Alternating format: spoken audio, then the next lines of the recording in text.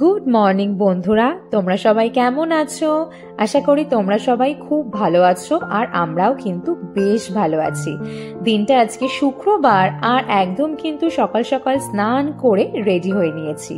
আর তোমরা তো এতক্ষণে আমার ভিডিও টাইটেল আর থাম্বনেল দেখে বুঝতেই পেরে গিয়েছো আজকে কিন্তু আমরা সপরিবারে মিলে ঘুরতে যাচ্ছি। আর এই ইন্ডিয়াতে এসে কিন্তু এই সালোয়ারটা আমি কিনেছি। এটা পরে আমাকে কেমন দেখতে লাগছে তোমরা কিন্তু প্লিজ একটু কমেন্ট করে জানিও। আর এই দেখো, যেমনটা বললাম বাড়ি থেকে বেরিয়ে পড়েছি আর কিন্তু বেশ অনেকখানি সময় অতিক্রান্ত হয়ে গিয়েছে। আর এখন কিন্তু আমরা রয়েছি বিদ্যাসাগর সেতু, বা যেটা কিনা ওই দ্বিতীয় হুগলি সেতু নামে পরিচিত, তার ওপর থেকে এখন আমরা সামনের দিকে এড়িয়ে যাচ্ছি। তো আজকের আমাদের গন্তব্যস্থল হচ্ছে আমতা বর্দা। তো ওখানে কে থাকে বা কেনই আমরা যাচ্ছি, চলো সেই গল্পটাই তোমাদের সাথে করি। এই যে পেছনে মাও বসে আছে, আর আমি যেহেতু ভিডিও অন করেছি মা একটু হাসি হাসি মুখ করে তাকাচ্ছিলেন। তো আমরা কিন্তু এই পর্যায়ে বেশ খানিকটা রাস্তা, মানে ওই যে বেতাই বলে যে জায়গাটি রয়েছে হাওড়ার পরে, আমরা কিন্তু প্রায় সেখানে চলে এসেছি। মানে বাড়ি থেকে বেরোনোর পরে ধরো কেটে গিয়েছে প্রায় ওই 1 ঘন্টা 10-15 মিনিট কি 1.5 ঘন্টা মতন সময় কিন্তু অতিক্রান্ত হয়েছে। আর যেহেতু সকালবেলা খুব একটা হেভি কিছু ব্রেকফাস্ট করিনি, তাই গাড়িতে বসে একটু ওই কিছু বিস্কিট, কেক, একটু ডিম সিদ্ধ মা নিয়ে এসেছিল সকালবেলা, একটু বয়েলড এগ, তো ওইগুলো একটু টুকটাক খাচ্ছিলাম। আর তার সঙ্গে একটু কোল্ড ড্রিঙ্কস, জল, যেহেতু প্রচন্ড গরম লাগছিল। তো এবারে বলি, তো আজকে কিন্তু আমরা যাচ্ছি আমার মাসি শাশুড়ির বাড়িতে। তো এক্ষেত্রে বলি, আমার শাশুড়ি মায়েরা হচ্ছেন 7টি বোন, আর আমার শাশুড়ি মা হচ্ছেন বড়। তাই আমরা যখনই যাই এই মাসির বাড়িতে, মানে মোটামুটি একটা মাসির বাড়িতে আমরা সবসময় গিয়ে হামলা করি, সেটা হচ্ছে এই যে যার বাড়ি আজকে যেতে চলেছি আমরা, এই কাকুলি মাসির বাড়ি। আর বাকি মাসিরাও কিন্তু সেখানেই চলে আসেন। আর এই পর্যায়ে আমাদের গাড়ি থামিয়ে ওই বেতাইয়ের মোড়ে একটা খুব বিখ্যাত মিষ্টির দোকান রয়েছে, যতদূর সম্ভব যশোদা মিষ্টান্ন ভান্ডার। সেখান থেকেই মাসির বাড়ির জন্য একটু মিষ্টি নেওয়া হচ্ছিল, কারণ অনেকদিন পর আমরা যাচ্ছি। আর ওই যে মিষ্টি, দই, এগুলো ছাড়া তো কোনো ভালো কিছু হয়ই না, তাই না? আর যেহেতু মিষ্টি নেওয়া হচ্ছিল, তাই গাড়িতে বসে আমি আর আমার শাশুড়ি মা একটু মিষ্টি দই খাচ্ছিলাম। আর তারপরে কিন্তু এখন খাচ্ছি ডাবের জল, কারণ অনেকক্ষণ ধরেই আমি বলছিলাম ডাব খাবো ডাব খাবো। তো তার জন্য আমার শ্বশুরমশাই লক্ষ্য রাখছিলেন রাস্তার কোন ধারে এরকম ডাব বিক্রি হচ্ছে। তো যাই হোক, গাড়ি থামিয়ে ডাব ঠাপ খেয়ে এখন কিন্তু একদম চলে এসেছি মাসির বাড়ির গলিতে। আর জাস্ট ওই 2 থেকে 3 মিনিটের অপেক্ষা। দাঁড়াও, এরপরে গাড়ি থেকে নেবে বাড়িতে ঢুকে বাকি কথা বলছি আবার তোমাদের সাথে। আর এই পর্যায়ে কিন্তু বন্ধুরা মাসির বাড়িতে এসে গিয়েছি, প্রায় ওই 1 ঘন্টা 40 মিনিট সময় অতিক্রান্ত হয়ে গিয়েছে। তো এসে এতটা দূর থেকে, মানে এতটা গরমের মধ্যে এসে আর কি একটু বসে জিরিয়ে নিয়ে ড্রেস চেঞ্জ করে এখন তোমাদের সাথে একটু ঘুরিয়ে দেখাচ্ছিলাম যে রান্না বান্নার কিরকম তোড়জোড় চলছে। আর দেখছো মাটির রান্নাঘর, মাটির উনুন, এইগুলো তো আমাদের কলকাতাতে সত্যি অবিরল দৃশ্য। আর গ্রামের এত সুন্দর স্নিগ্ধ পরিবেশ, যা কিন্তু এই শহরের কোলাহল থেকে মাঝে মধ্যে এরকম স্নিগ্ধ পরিবেশে এলে কিন্তু বন্ধ হয় না। তো এখন আমি সামনেটা ঘোরাঘুরি করছিলাম, আর তার সাথে এই দেখো, এই ছিল বড় বড় ধানের গোলা, আর তার সাথে ভীষণ সুন্দর একটা হাওয়া দিচ্ছে। আর সামনেই ছিল কিন্তু সেই বিখ্যাত দামোদর নদী। তো এইসব করতে করতে কিন্তু প্রায় ঘড়ির কাটায় সময় হয়ে গিয়েছে ওই দুপুর 2-2:30। আর এই পর্যায়েও কিন্তু সবাই আমরা বসে পড়েছি খেতে। আর অরিজিৎ তোমাদেরকে এটাই বলছিল যে সবাই মিলে কিন্তু এখানে পিকনিক মতন হচ্ছে। আর ওই দেখো আমার শ্বশুর মশাই সবার ছবি তুলতে ব্যস্ত। বাবা যে কতগুলো ছবি তুলেছে, কোনোটায় কারোর মুখ নেই, কোনোটায় কারোর মাথা নেই, কোনোটায় কেউ হাসছে, তো ঠিকঠাক ফটো আর বাবা তুলতে পারেননি। তো যাই হোক, ওনারা তো আর আমাদের মতন অতটা প্রো নয় এসব ব্যাপারে। আর এই পর্যায়ে কিন্তু ইনি হচ্ছেন আমার ছোট মাসি শাশুড়ি, ওইদিকে আরো মাসিরা রয়েছেন। সত্যি কথা বলতে সবাই ওরকম ক্যামেরার সামনে আসতেও একটু সংকটবোধই করছিলেন। এই যে আমার শাশুড়ি মা, আমি, আমার এক ছোট্ট ননদ, আমার বর, সবাই কিন্তু এখন খাচ্ছে। আর আজকে মেনুতে ছিল ভাত, ডাল, 2 রকমের ভাজা, শাক, মাছের কালিয়া আর মাটন। আর সব রান্নাগুলোই কিন্তু করেছেন সব মাসিরা মিলে।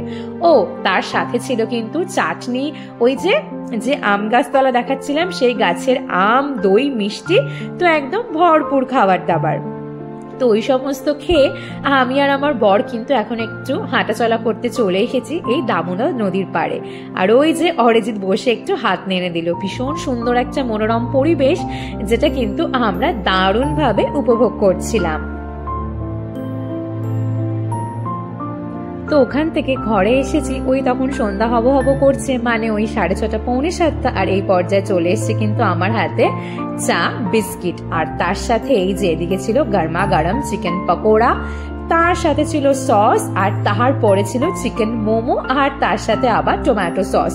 তো এই মোমো পকোড়া এগুলো কিন্তু সবই করেছিল আমার ছোট মাসি শাশুড়ি, আর উনি বেশ ভালো রান্না বান্না করতে পারেন। তার সাথে আমার ছোট মেশো শ্বশুর ছিল। আর এই পর্যায়ে চলছে আমাদের বিয়ের ভিডিও দেখা, মানে মাসিদের মধ্যে অনেকেই আমাদের বিয়ের ভিডিও পুরোপুরি দেখেননি, তো সেই সবই চলছিল।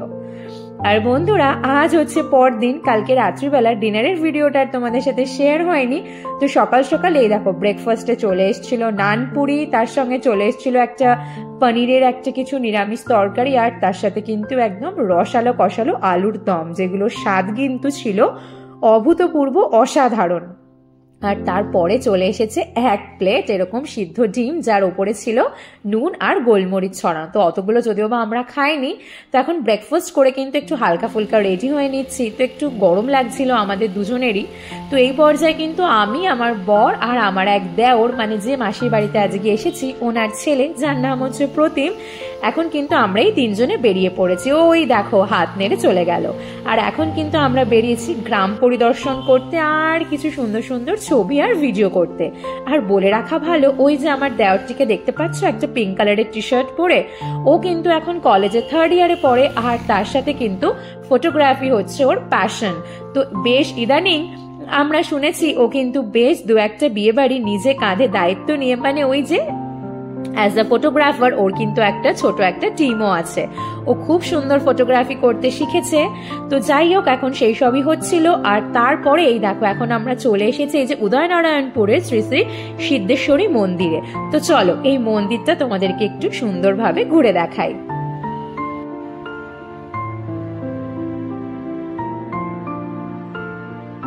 তো বেশ খানিকটা রাস্তা অরিজিতা আর প্রতিম দুজনেই বাইক চালিয়ে এসে একটু ক্লান্ত বোধ করছিল, তাই এই ছাওয়ায় বসেছিল এই মন্দিরের এখানে এরকম বেঞ্চ মতন করা সেখানে। আর মন্দিরটা দেখো বন্ধুরা অসাধারণ দেখতে লাগছে, কিন্তু যদিও বা আমি সামনে থেকে ওরকম ভিডিও করতে পারিনি, কারণ যদিও বা সেটা ঠাকুরের স্থান, তো সেটা করা একদমই নিষিদ্ধ, তাই বাইরেটাই তোমাদেরকে ঘুরিয়ে ঘুরিয়ে দেখাচ্ছিলাম। তো এরপরে কিন্তু ঘড়ির কাটায় সময় হয়ে গিয়েছে ওই প্রায় ধরো 12:30 1টা। বাড়ি চলে এসে কিন্তু আমরা এই পর্যায়ে লাঞ্চ সেরে, আর এখন এই দেখো আমি এই পেপসিগুলো খাচ্ছিলাম। এই লোকালি পেপসিগুলো খেতে কিন্তু আমার খুব ভালো লাগে, আর যেটা কিন্তু সচরাচর কোনো বড় আইসক্রিম পার্লারে তুমি পাবে না। এরকম ছোটখাটো যারা আইসক্রিমের গাড়ি নিয়ে আসে তুমি সেগুলোতেই পাবে। আর এখন দেখো আমাদের যাওয়ার পালা, আর গাড়ির পেছনে দেখো বড় বড় কুমড়ো, আলু, আরো অনেক কিছু, মানে এইগুলো হচ্ছে আমার মাসিদের ক্ষেতের সমস্ত জিনিস। তো সেগুলো একদম গাড়ি ভর্তি করে বোঝাই করে কিন্তু এখন রওনা দিয়ে দিলাম আমরা আমাদের বাড়ির উদ্দেশ্যে। মানে আবার এখনকার গন্তব্যস্থল হচ্ছে বেহালা। তো চলো তোমাদেরকে সাথে নিয়ে বরঞ্চ এই রাত্রিবেলা কিছুটা পথ এখন বাড়ির দিকে এগিয়ে যাই। তো এই পর্যায়ে কিন্তু বন্ধুরা আমরা অনেকখানি রাস্তা এসে গিয়েছি সামনের দিকে, মানে আমাদের বাড়ির দিকে। আর সত্যি কথা বলতে আজকে রাস্তায় ছিল সেই মারাত্মক রকমের জ্যাম, যার জন্য গাড়িতে বসে কিন্তু আমরা সবাই রীতিমতন বিরক্ত বোধ করছিলাম। কারণ ধরো মাসির বাড়ি থেকে বেরিয়েছি প্রায় 6:30, আর এখন প্রায় ওই রাত 11টা বাজতে চললো। আর এখন তো আমরা আমাদের বাড়ির রাস্তায়, একদম বাড়ির সামনে। আর আজকের আমার ভিডিও কিন্তু এইটুকুনি থাকলো। ভালো লাগলে ওই যে অবশ্যই কিন্তু লাইক, কমেন্ট, শেয়ার করে দিও। ফেসবুকের বন্ধুরা ফলো, আর এখনের জন্য